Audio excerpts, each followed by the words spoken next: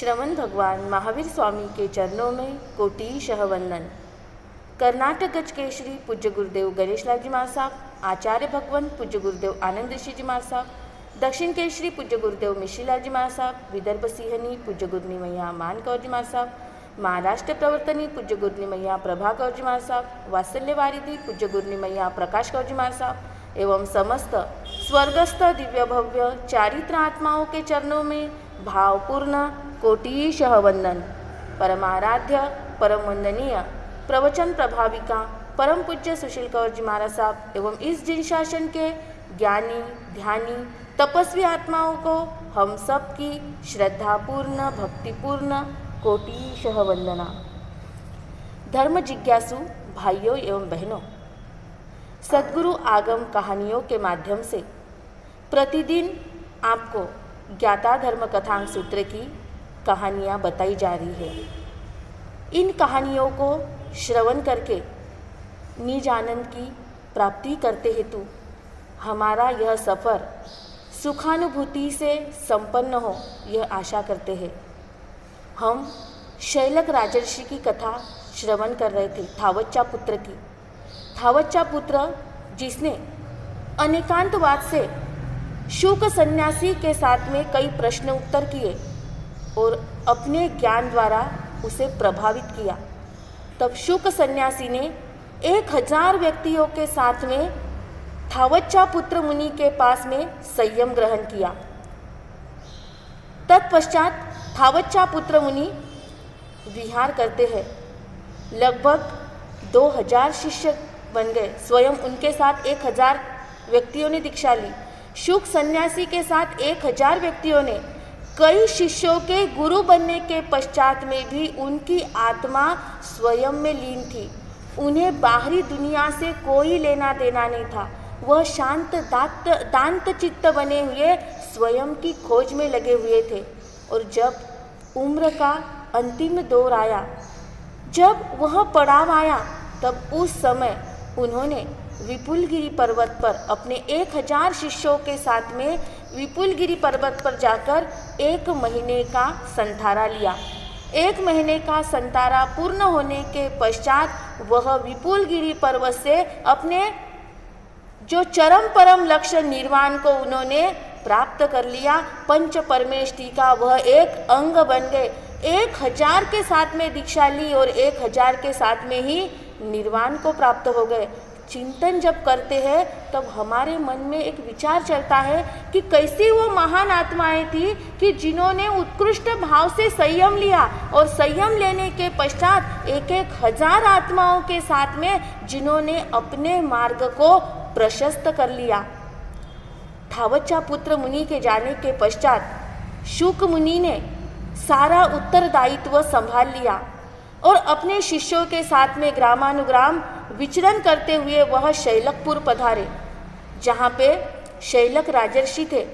पहले से ही थावच्चा पुत्र मुनि से जिन्होंने 12 व्रत स्वीकार किए थे, वह शैलक राजर्षि शुक मुनि के दर्शन के लिए जाते हैं, वाणी सुनने के लिए जाते हैं। और उस समय मन में चिंतन होता है कि कब तक मैं सत्ता की शाखा पर बैठा रहूं। यह सुविधा यह विपदा में डालने वाली है। यह सुविधा तो मुझे गुलाम बनाने वाली है और कब तक मैं इसका गुलाम बने रहूं। मैंने अंशिक मात्र में श्रावक का व्रत स्वीकार किया तो मुझे इतनी शांति मिली, और जब मैं पूर्णता से संयम को स्वीकार कर लूँ तो मुझे परम आनंद की प्राप्ति होना निश्चित है।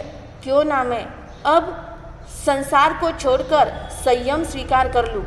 और शैलक राजर्षि और जो 500 उसके मंत्री थे, उन 500 व्यक्तियों ने 500 मंत्रियों ने शैलक राजर्षि के साथ में शुक जो मुनि थे उनके पास में दीक्षा ले ली।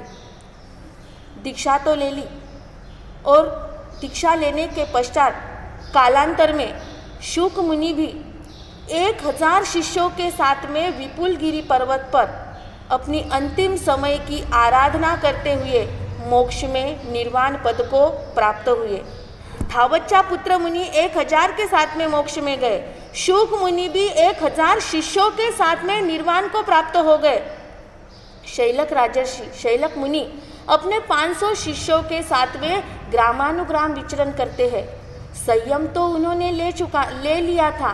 मन, वचन और काया, इन 3 योगों में से काया और वचन पर कंट्रोल था, लेकिन मन यह भटकने लग गया। मन यह आहार में तो कभी प्रमाद में चला गया, और जैसे ही एक बार उन्हें पित्त ज्वर हुआ, शरीर में खुजली आने लगी और इस कारण से शरीर दुर्बल हो गया, शुष्क हो गया। संयम में मन लगता नहीं, और उस समय शैलकपुर के नज़दीक आए। जैसे ही उनके पुत्र मंडूक को पता चला कि पिता मुनि पधारे हैं, तो मंडूक राजा वहाँ पे दर्शन के लिए गए।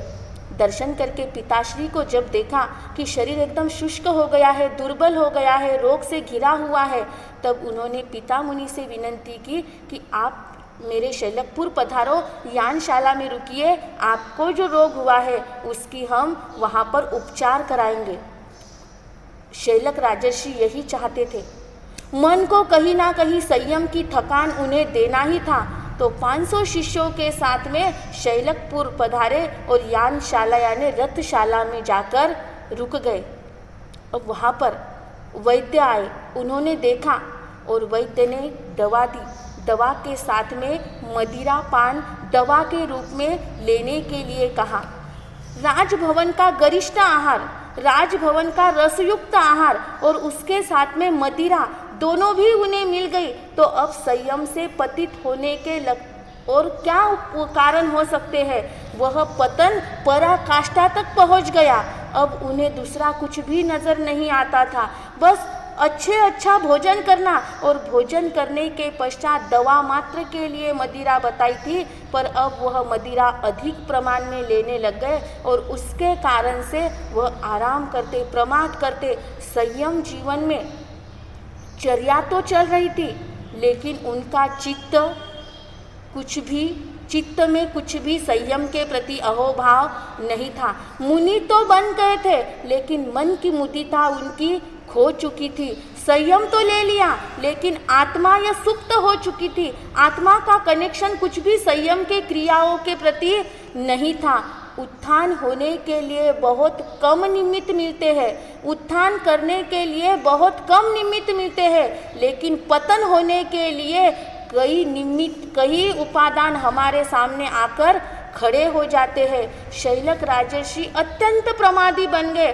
वह साधु जीवन में चाहे वह उन्हें चलता है या नहीं चलता है, अनुकूल प्रतिकूल जो भी है, वह उसको उन्होंने स्वीकार कर लिया और उस समय प्रमादी हो गए। सारे शिष्य देख रहे हैं शैलक राजर्षि की चर्या को, संयम जीवन को, लेकिन क्या कहे। गुरु थे तो उन्हें कुछ कहते भी नहीं थे, लेकिन जब शिष्यों ने देखा कि यहाँ पर रहने से हमारे संयम चर्या में दोष लग रहा है, उस समय उन्होंने कुछ ना कहते हुए जब वर्षा काल निकट आया तो 499 शिष्यों ने वहाँ से विहार किया और शैलक राजर्षि के सेवा में एक मुनि रहे जो उनके मंत्री थे, प्रधान थे, पंथक मुनि, जो बड़े विनीत और सरल थे। वह शैलक राजर्षि के सेवा में रह गए।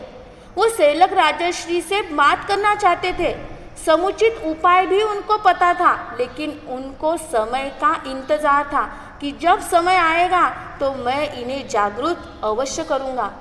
वह मन में यह विचार नहीं करते हैं कि यह तो कुछ भी नहीं कर रहे हैं, इन्हें संयम के प्रति कुछ भी लगाव नहीं रहा है, यह तो साधु जीवन के विपरीत मर्यादा के बाहर जा रहे हैं। लेकिन उन्होंने अहोभाव से सेवा शुरू की और सिर्फ समय का इंतजार कर रहे थे कि वो समय जब आएगा तो मैं इन्हें शैलक राजर्षि को, मेरे गुरु को अवश्य समझाऊंगा। और उस समय कार्तिक पूर्णिमा का दिन आया। कार्तिक पूर्णिमा के दिन संध्या के समय प्रतिक्रमण का समय हुआ और यह पंथक मुनि शैलक मुनि के अपने गुरु के चरणों पर अपना मस्तक टेका।